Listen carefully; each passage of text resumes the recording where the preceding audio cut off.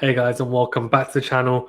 Match preview for Andy Murray versus Matteo Berrettini for the Australian Open 2023 clash. We're going to break it down. I cannot wait to get into this. It is an intriguing matchup. Berrettini does lead the head-to-head 3-1, but they've had some very tight matches, and Andy Murray will be looking to cause the upset after hoping for an easy draw. He gets, well, the complete opposite, honestly. But it is what it is. It makes an incredible first round match. Before we get into it, though, remember to that like button and do subscribe if you are new. Really do appreciate it. And thank you to everyone for supporting us as always. Okay, let's get into it. So you can see here Andy Murray versus Matteo Berrettini. This is actually from the Tennis Insights Instagram page. There's some really interesting stuff on there. Definitely recommend checking it out.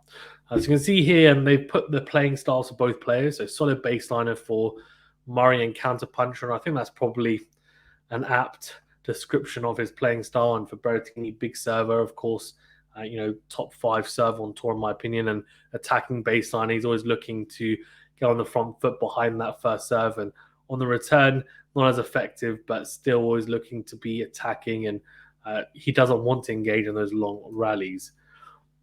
But this is what really interests me. And these are some of the insights into some of the stats that they've put together. 52-week average. And I think this is very intriguing. So what we've got here is, so the numbers in red are Andy Murray's numbers.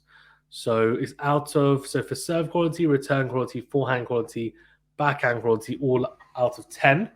And then in attack conversion, baseline battle and steal, all out of 100%. So they're percentage marks. And you can see here they've got it's almost like it's like a computer game, right? Where they have their ability. You can see here for Berrettini, he's got this kind of interesting, oblong shape, and same for Murray as well. And you can see how they overlap as well. And the ones in blue are for Berrettini, the stats in blue, and the ones in white are the tour average. So, what do we learn from this? Well, let's start off with serve quality and go down to backhand quality, and then we'll talk about the percentage stats. So, serve quality is 7.6 for Murray. So he's only just above the average, the tour average of 7.5.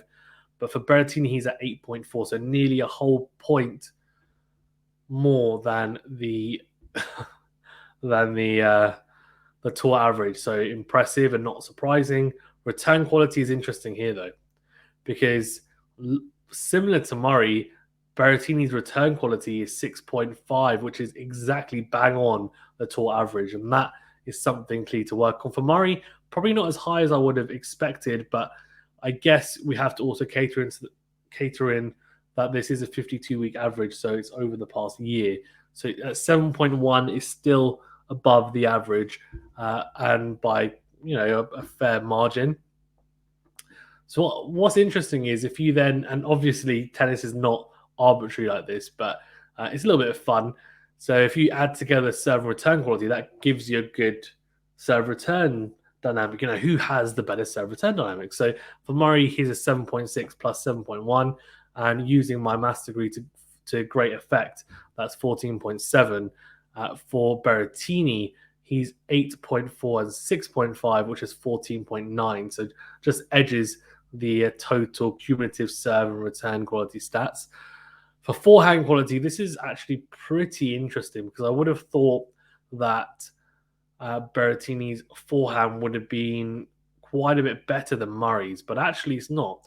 Now, the tour average is 7.2, Murray's is 7.4, so slightly above, and then Berrettini is slightly above that at 7.6. So not a huge amount in it, honestly. But where these guys do differ is backhand quality. Now, the tour average is 7. Murray is at 7.2, which you'd expect because his backhand is one of the best two-handers, I think, ever. Again, this is comparing him to his last year on tour, not his career. And Berrettini is 6.5.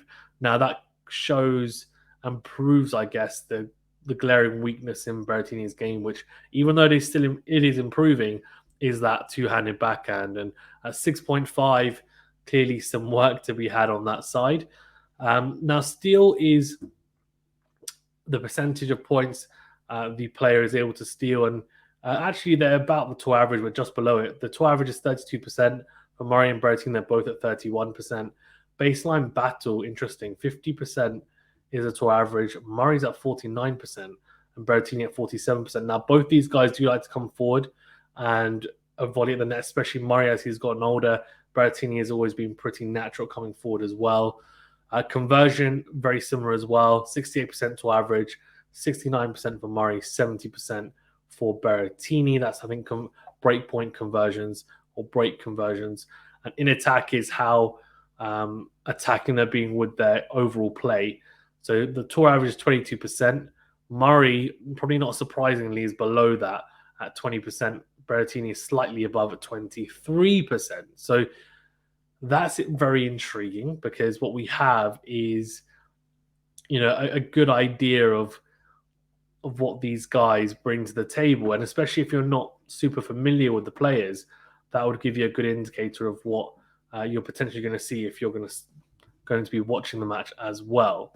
Now, that gives you a little bit of a flavor really into both players and what we might expect, etc. But it doesn't give you the in-depth analysis that I'm sure a lot of you are looking forward to, hopefully, and also looking to get from this video. So why don't we break that down first? So what I'm going to do is I'm going to talk about their recent matches quickly. Then we're going to talk about their head-to-head, and then where the match will be won or lost and what to look out for.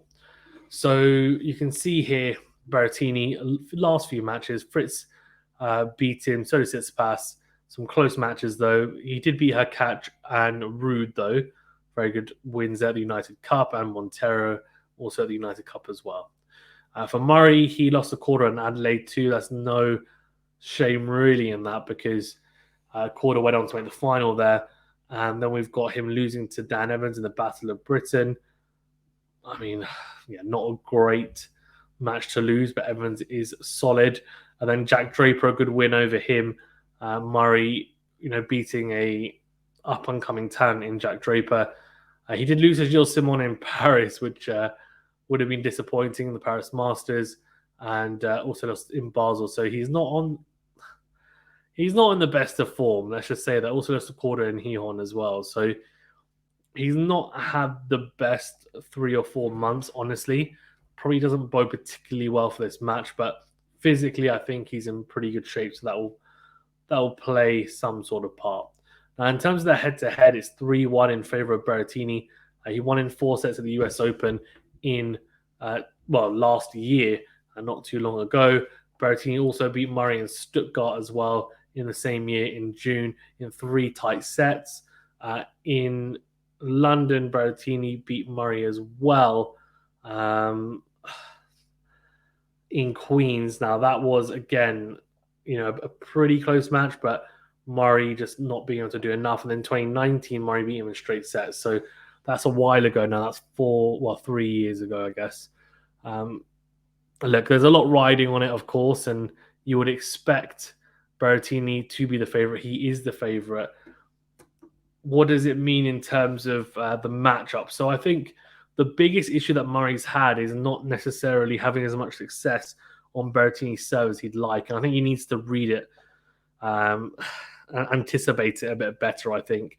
It is difficult. It's an elite serve, but he's now played him 4 times. So you'd imagine he's got some sort of understanding and gauge of where Berrettini is going to serve, and also in terms of his shape, his patterns of play, etc.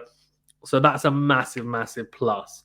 But the big thing really for Murray is that he needs to expose Berrettini's weak returning. And the problem is that his serving is very, very inconsistent. He needs to make a lot of first serves, Murray. If he hits a lot of second serves, unlike the other top players in the big 3, for example, the one area of everyone's game that is now better than Murray's is their serve. Even Nadal, his second serve is much better than Murray's. I actually think Nadal's second serve is potentially better than Djokovic's. In terms of first serves, Djokovic has the best, with Roger now, although Roger's retired, has the best first serves. Murray is kind of like maybe on par with Rafa for that, but being a lefty, I feel that gives him a slight advantage as well. So Murray's serve is something that actually surprisingly is quite ineffective in comparison to those guys because he can ramp it up to 130 miles per hour plus, and it's not to do with speed. He can keep up with those guys speed wise. It's to do with the consistency and the spots he hits and how he also backs it up as well. Novak, now will go big to the forehand on a 1+ shot, and he'll really back it from the ends of the earth.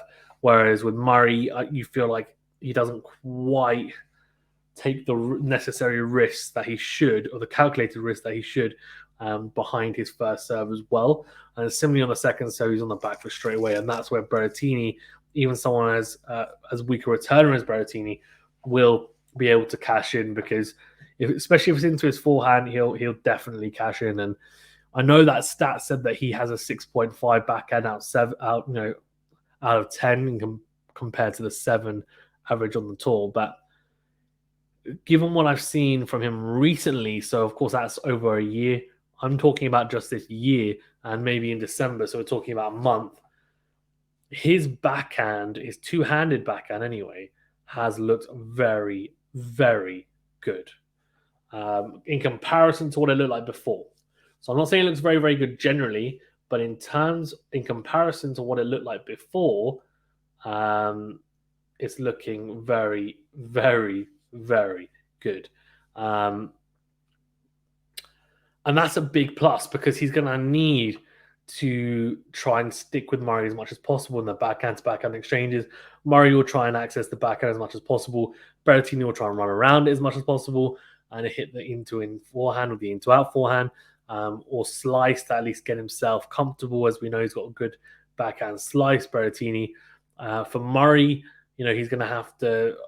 it's interesting because you might say, well, the longer the rally goes, the more chance Murray has of winning. I'm not quite sure that's the case. I think Murray's going to have to attack the net pretty effectively as well. I don't think he quite has the legs he once had. And that means that, dragging himself into long and taxing rallies is probably not the way to go, although that seems to be the way that Murray plays, honestly. Forehand to forehand, he's in a little bit of trouble. Despite what the stats say, I think Berrettini's forehand is better than Murray's, but it's a level above.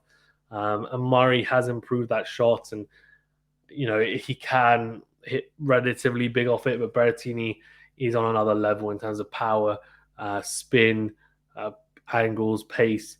Murray just needs to be creative. He needs to change up the rhythm against Berrettini, make sure he doesn't settle, make him feel uncomfortable, drag him forward low slices as well, pass him, make him feel like he's never settled throughout the match. And that's what Murray needs to do, in my opinion. Needs to make him play the extra ball as well when needed, but also needs to be proactive on the front foot when he can. If the opportunity arises, he needs to make sure that he is taking that opportunity with both hands. So I do think this is more a case of Berrettini maybe not playing his best tennis and Murray, playing some very good tennis and a very good level at this stage of his career. But it's an intriguing one. It is. Berrettini, as I said, is improving, and he has been injured, but his forehand is a hammer. His serve is fantastic. The backhand is getting there. His touch of the net's good. Murray has been there and done it. It's more a case of, can he not just wear the t-shirt, but can he, go deep now at these slams at this age? And that's the overarching question I think everyone wants to know. So in terms of predictions, it's interesting because Berrettini has been playing well. Murray hasn't. I think it's very hard to look away from the good-looking Italian. I'm going to go Berrettini in 4 sets, a similar match to the US Open match. I would love Murray to win. I think everyone knows on the channel my favorite player is Nadal, but I'm a massive Murray fan and massive fan of all players, of course, but got a bit of a soft spot for him given that he's from the UK as well. I think, though, it's difficult. I think if Murray takes the first set, I think he's got a chance. If Berrettini takes the first set, I think it goes to 4 maybe. But Murray needs to keep a cool head. He needs to be collected. He needs to make sure that he is really gaining and pulling as much of his talent as possible during this match, because I don't think he's going to be able to blow Berrettini away if he's just playing an average level Murray. He needs to really raise that level. The drop shot is quite a useful tactic as well to bring Berrettini forward. And yes, he's very athletic for his height, but he's not the most athletic guy on tour. So Murray needs to, as I said, make it awkward for him, make him move around, make him feel like he's never settled in the match. So my prediction, as I said, Berrettini in 4. Thank you for tuning in. Remember to that like button and do subscribe if you're new. Also do leave a rating or review if you're listening on a podcast platform. Thank you very much, guys. See you later.